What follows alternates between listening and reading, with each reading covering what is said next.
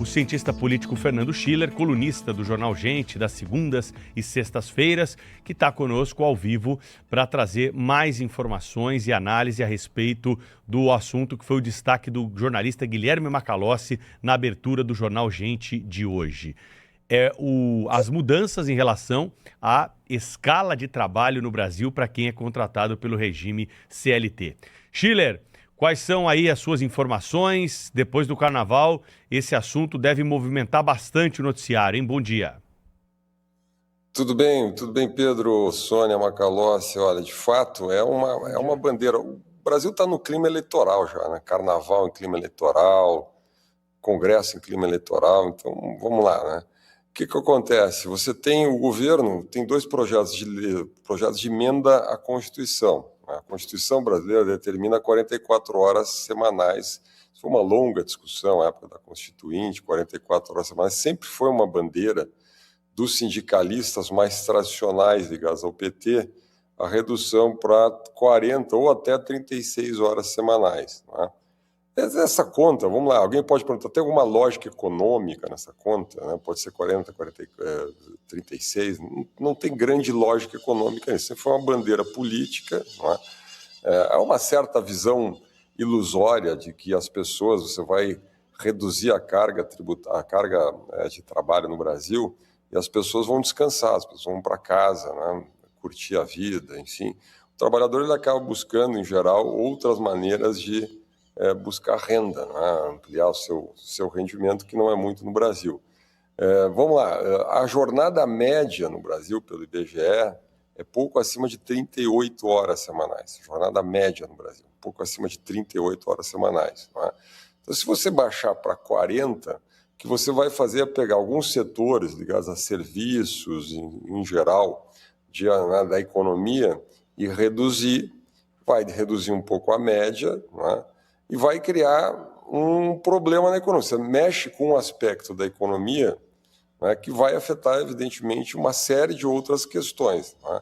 Saiu um estudo agora do IBRE, aliás, saiu o estudo do IPEA recentemente. Tem vários estudos, o IBRE tem estudos sobre isso, mas vou pegar esse estudo do IPEA. Ele fala de um aumento, se for para 36, 17,5% de aumento do custo da hora trabalhada. 17,5%. Se for a 30 a 40, a redução fica em torno de 7, 8% em termos de custo da hora trabalhada. Daí tem uma pergunta, né? O projeto tem uma certa visão mágica. A visão mágica é a seguinte: o sujeito trabalha 44 horas, passa a trabalhar 40, né? Então ele vai ganhar a mesma coisa e o trabalhador vai pagar, o empregador vai pagar o que ele já ganhava mais 10%. Né? Então, por que ele pagaria isso? Né? Então, ele não demitiria ninguém, não afetaria o custo da empresa, não repassaria, teoricamente, para ninguém esse custo, não é? E tudo bem, fica numa boa. Né? Quer dizer, eu conversei com vários economistas sobre isso. Né? Quer dizer, uma hipótese é que esse custo seja repassado ao consumidor, desde que haja condições de mercado para que isso seja feito. À medida que existe competição, concorrência, mercado aberto, não é? Especialmente nas áreas de serviços, não tem como fazer isso.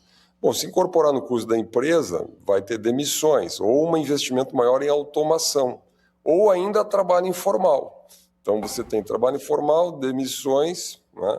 Você tem aumento da automação, que não necessariamente é interessante para o trabalhador, pode aumentar a produtividade, porque há uma indução nesse sentido, não é? Mas algum efeito na economia vai ter. E, vamos lá, a grande prioridade do Brasil, na minha interpretação, vou ver se vocês concordam, o Brasil é um país que tem produtividade estagnada.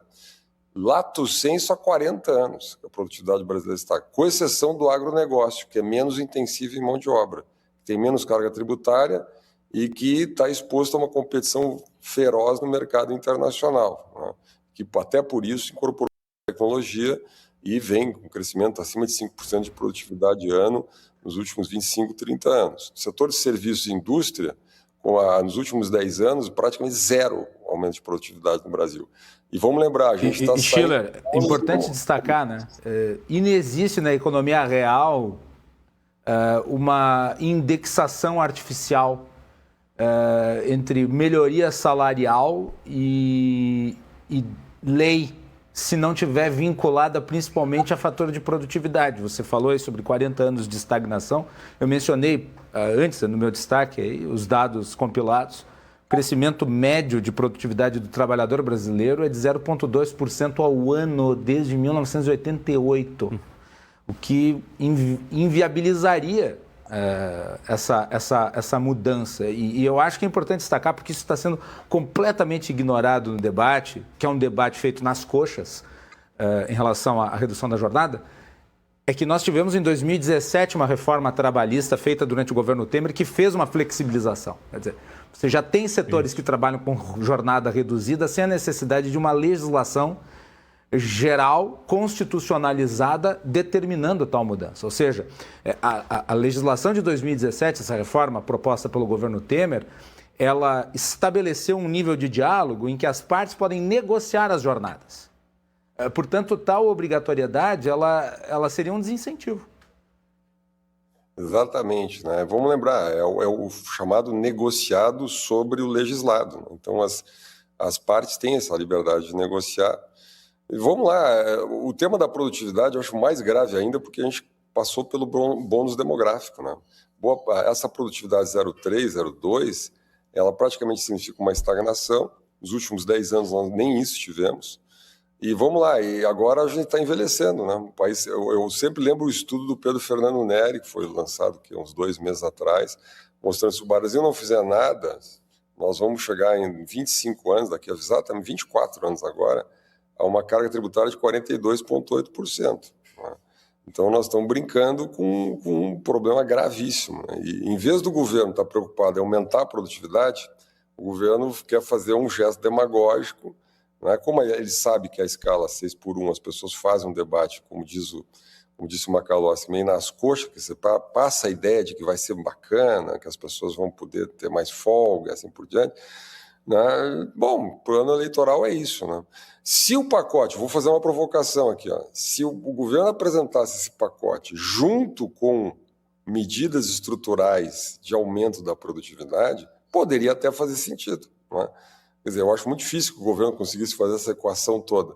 Mas vamos lá, a gente não tem, com exceção da reforma tributária, que foi toda contaminada pelos lobbies, a gente vai acabar tendo o IVA mais caro do mundo, para quem não teve um lobby no Congresso Nacional, mais caro do mundo, mas com exceção da reforma tributária, nós não tivemos nenhuma reforma que afetasse positivamente a produtividade nos últimos anos. Não é, por exemplo, como o marco regulatório do saneamento básico, como a lei da liberdade econômica, como a própria reforma trabalhista, como a lei de governança estatais, que são medidas que melhoram produtividade, porque induzem eficiência, dão mais liberdade para os agentes negociarem, aumentam a competição, atraem investimentos. É isso que faz o país crescer.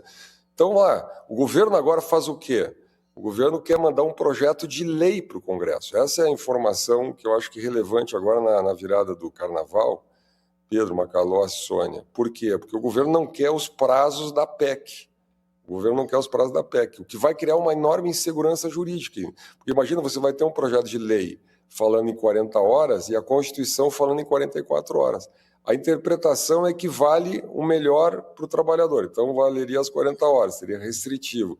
Mas o governo, em vez de colocar a PEC, os prazos da PEC, a comissão especial, fazer essa discussão grande, audiências públicas, chamar os economistas, entender o impacto disso para o país, quer aprovar um regime de urgência, um projeto de lei para ter uma bandeira na campanha eleitoral. Então, é preciso ficar muito alerta sobre esse tema aí. E Schiller, bom dia para você, meu amigo. Bom carnaval aí de plantão para nós. Bom carnaval para nós. Deixa eu te falar, notícia não está faltando, né? Como a gente diz, aquela frase de sempre de tédio não morremos. E o que eu queria te perguntar é o seguinte, agora pegando um gancho na viagem do presidente Lula à Índia, né? Todo mundo, assim, o mundo inteiro nessa nova geopolítica está falando do desenvolvimento de China, a Índia que está voando, outros países asiáticos como Malásia, Indonésia. Como é que são discutidas as relações trabalhistas em termos da produtividade, que era essa que você estava citando agora para nós? Olá, esse é um grande tema global hoje, né? Quando os Estados Unidos, que é um país que tem um PIB de 30 trilhões, né, que é uma economia de quase 85 mil dólares ano de renda per capita, às vezes eu acho engraçado que se fala da decadência americana, sabe? Os americanos estão voando, né? Parte disso até sustenta aí a arrogância do Trump, mas vamos lá, por quê? Porque eles têm um mercado de trabalho muito liberado, muito aporte, muita competição, então muita inovação tecnológica, né? E mesmo agora fizeram esse projeto que ficou um pouco esquecido depois da saída do Elon Musk, de reforma do Estado americano, de diminuição dos custos, da burocracia, dos entraves da máquina pública americana. Eu falei algumas vezes aqui, tenho lido muito sobre isso, quer dizer, esta é a prioridade de qualquer país sério, ou seja, desregulamentar, liberar, atrair, criar zonas de livre comércio, ou seja, abrir a economia, né? Fazer reformas do sistema de trabalho no sentido da negociação entre as partes, no sentido da flexibilização das relações de trabalho. Hoje nós estamos vivendo a chamada economia das plataformas, economia digital, a sharing economy, todo o sistema de blockchain, ou seja, existe uma automação, a robótica, a inteligência artificial, tudo isso vai aumentando. Por exemplo, para mim, se fala mal da uberização da economia. Você conversem, olha, faça uma provocação, converse com os motoristas do Uber. Eles são donos do próprio trabalho. Eles administram as horas que eles trabalham, eles sabem exatamente como funciona a plataforma, eles sabem quais as regiões da cidade que fatura mais, fatura menos, ou seja, ele faz o seu, tem liberdade, tem tecnologia e ele administra o seu próprio modelo de trabalho, inclusive aí horas de trabalho, né? No mundo inteiro isso é uma agenda. Países que avançaram em termos, eu tenho estudado por exemplo, sobre a Estônia, que é um país que digitalizou todas as relações governo-economia, governo-cidadão, hoje tem, né, são um governo exemplar em termos de tecnologia aplicada a toda a governança do país, né? E é um problema da União Europeia, né? Vamos lembrar o discurso agora em Davos, que me chamou muita atenção, do chanceler da Alemanha, dizendo, olha, nos prometeram o mercado mais competitivo do mundo na União Europeia. Nos entregaram o quê?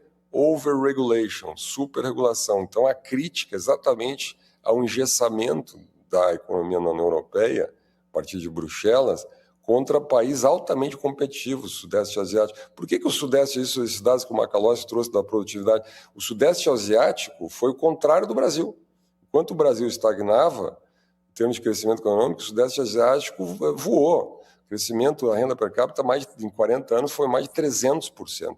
O Brasil, 30%. Não é? O Uruguai tem uma renda per capita mais do que o dobro da brasileira, 22 mil, 23 mil dólares contra 10 mil e alguma coisa. Esses dias eu vi um dado, inclusive dado aqui pelo nosso querido Oineg, mostrando o seguinte, se a gente crescer no ritmo que a China cresceu nos últimos 10 anos, a gente leva 11 anos para chegar no Uruguai. Se a gente crescer no ritmo que a China cresceu, que o Brasil cresceu, a gente leva 33 anos. Se o Uruguai ficar parado, né? Então esse é um problema grave e o Brasil deveria exatamente estar pensando nisso na medida que o país está envelhecendo. Inclusive, os dados de produtividade do Uruguai estão acima dos dados de produtividade do Brasil. Eles não vão ficar parados, na verdade é essa. Vão ficar. Fernando Schiller com a gente aqui, e o problema central, né, dessa discussão da escala 6x1, né, Schiller, é que, como a gente disse, nós estamos no ano eleitoral, há uma pressa, o governo já colocou ali o time em campo e nós conversamos aqui na Rádio Bandeirantes com alguns políticos que já dão praticamente como certo, estão tentando minimizar os danos dessa aprovação e é mais uma vez um atropelo, né? O resumo da ópera é esse. A gente não coloca aqui a situação real, por exemplo, do empregador que tem o custo dobrado do salário que é pago ao trabalhador, isso ninguém olha. Isso não vem para o debate, porque afinal de contas não interessa para grande parte da população.